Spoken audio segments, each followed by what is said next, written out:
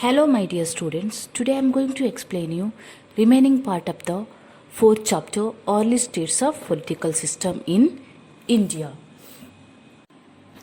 A republic is a state directly or indirectly ruled by head who is elected by the people. The republic was a significant feature of the ancient state and system of government. The common meaning of Jana is mass. A state ruled by more than one member can be called a republic. At this time, there were some states in which the king was chosen by the people. A republic form a government in which a state is ruled by representative of the citizen body. Modern republics are found on the idea that sovereignty rests with the people. Through who is included and excluded from the category of the people has varied across history. Because citizens do not govern the state themselves, but through representative republics may be distinguished from direct democracy. Through modern representative democracies are by and large republics. The term may also be applied to any form of government in which the head of state is not a hereditary monarch.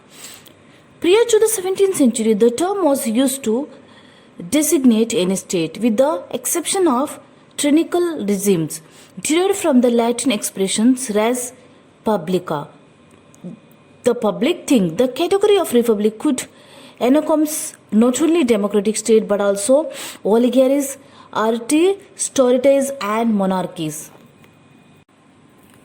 During the 17th and 18th century, the term republic came to designate a form of government in which the leader is periodically appointed under a constitution, in contrast to hereditary monarchies.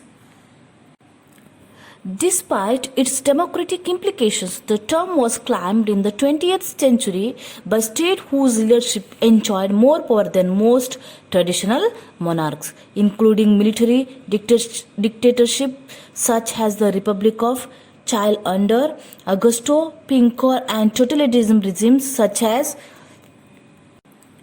the Democratic People's Republic of Korea.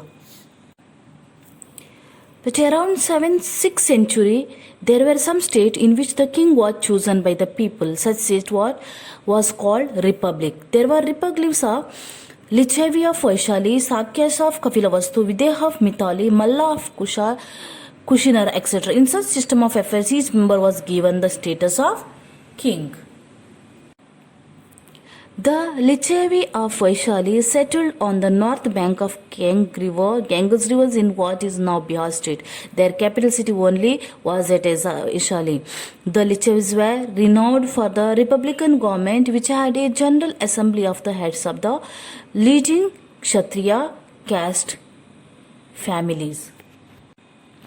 The Shakyas formed an independent state known as Sakya Ganaraja. Its capital was Kapilavastu, which may have been located either in present-day Thilarkot, Nepal or present-day Pipraha, India. He was known in his lifetime as Siddhartha Gautam and Shakya Muni.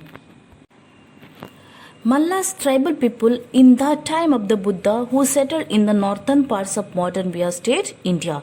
Their two most important towns were at Kushinara and Pawa. The Mallas had a republican form of government with an assembly.